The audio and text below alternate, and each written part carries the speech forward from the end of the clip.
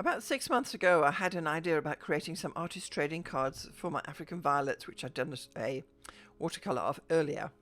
But typically, artist trading cards you do in packs of 12, and then it occurred to me that I could do a grid art journal page of African violets with the 6 images. So last week I created a 6 grid African violet grid art journal page, and then again it occurred to me that why don't I do another one and video it for you guys? So that's what we are doing today. So I'm using a Peter Pauper Press A5 sketchbook, and my grids are 5cm or 2-inch squares with 1/2 inch or 1 centimeter between them. You can find out more about how to lay out an A5 grid art journal page in this video in the top right, and I've lightly penciled in the squares using a 2H pencil. So one of the ideas if you're working with the grid art journal sketch pages is that you can look at one topic and draw multiple images of the same topic. So it's a way to get your hand in, or rather get your eye in, on the actual topic. Now generally I would sketch out some concept art on some scrap paper first, but because I had already done a 6 grid last week, I'm just going to use that as my template for this project. So starting at the top left, I sketched in 3 blooms of the African violet. In this square there are no leaves, so I've put the 3 blooms together. And you really need to pay attention when you're drawing flowers as to how many petals each flower has, because some will be different. In the top right, I chose one particular leaf to try to get a bit of a close-up on the leaf of this plant. The African violets have rather round leaves, and they're quite dark green-grey with quite furry and soft. Their edges are also scalloped, and there are visible veins that curve out and upwards from the main stem. So this middle left sketch is, I've taken one of the blooms by itself, which is more of a close-up. So I'm going to do this one particular bloom in a different colour, and therefore not violet, later on, and I'm lightly sketching in the 5 petals. And here you can see the middle yellow bits as well, so I make a note of that. But the point is that African violets, although they're called violet, you often get them in pinks and blues as well. So in the middle right box, I'm drawing a little pot of African violets. So it's going to be a little yellow pot, and it's standing on a surface. And I think there's 4 or 5 little blooms and some leaves sticking out. And here you get a general idea of the silhouette of this plant with the horizontal leaves. Then on the bottom left grid, I also did a plant standing by itself, but this time the angle is slightly different, so we're looking down almost into the pot. So it's a bit of a closer view than the other full plant one is, and here you can see a little bit more about how the leaves fall out of the pot, and that the flowers stand up pretty much quite straight. So in the bottom right one, I initially decided I wanted to do a swatch of the colours which I was using. And then I thought, well, why don't I just write the word violet and swatch the colours in from there? Because there are 6 letters, I divided the block into 6 divisions. And I wrote the VIO on the top line and LET on the lower line. So each of the letters will be coloured in one of the shades or colours that I was using as my swatch word, if you will. So I'm really quite liking the idea of that as well. So the colour pencils which I'm using are the Faber-Castell Polychromos, and I've got a selection of greens, purples, pinks, blues and yellows. You can buy them one by one at art stores, but I was gifted the 72 colour tin by my daughter a few years ago, which I'm still using. So there is a full list of the colours in the show notes below. So when I started colouring, I wanted to do the leaves first, so I started in the top right one. So I used the darker greens and working from the outside, colouring in the edges, then also where the veins were on the leaves. By choosing the dark green colours, I left a light bit above the vein, because the vein is coming out from the main stem to the side and then up. And then I came in with lighter greens and gently went over the veins in the end, because nothing's actually white on an African violet leaf, but the veins are definitely lighter. And I gave it a bit more depth by blending the 2 greens together.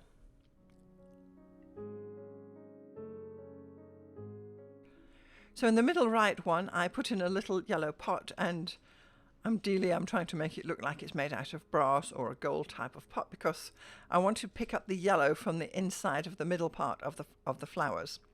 And Then I gave some deeper blue on the table to what it's resting on and continued to colour in the rest of the plant. Then still with the purple, I went back to the top left and I started working on the petals with some lighter purple in the middle and then darker towards the outside to make sure that all the strokes on the petals flow from the center of the plant outwards. And then I just colored the center in with little yellow dots. Next, moving on to the middle left one. So not all, as I say, not all African violets are actually violet. Some are pink and blue. And so I wanted to color my specimen into a two-tone pink. So again, I've got darker pink on the edges and the outside and the lighter pink coming from the center. And then of course in the middle I put more yellow as that was how the plant actually was. So I'm going back and forth now on some of the little grid sketches and adding tweaks and embellishments as I go, just working my way through the grid as the best I can with all the colors that I've got available.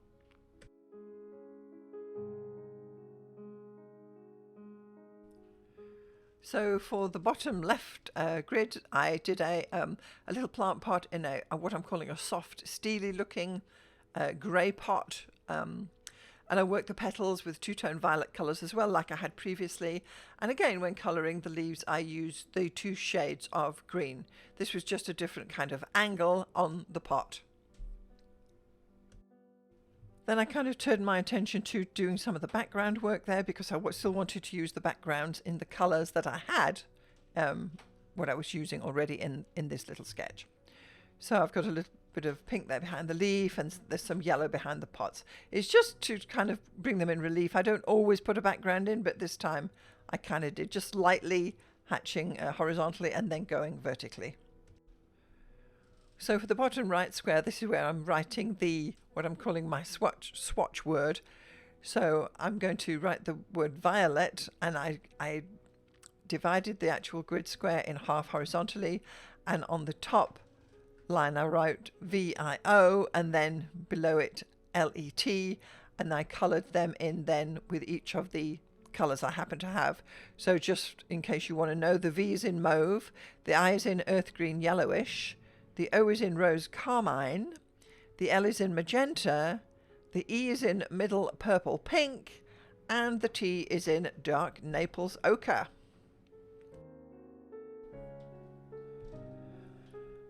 Next, I wanted to put some pen over it, so I've got a black pen. It's a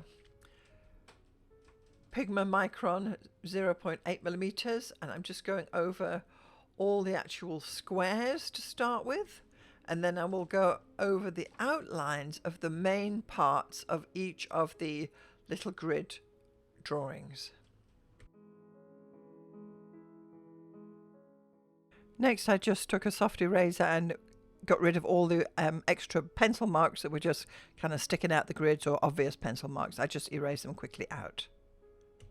Then for just some final touches, once the ink was on, I could then go in and see that I needed to add some richer colours, particularly to the yellows on that T, and I tinkered around and added a few more highlights on some of the other areas which were brought into focus because the pen had been put in there. So you can just go in and keep working it, and I mean, when do you stop? You just keep working at it and build up your grid art journal page in that way.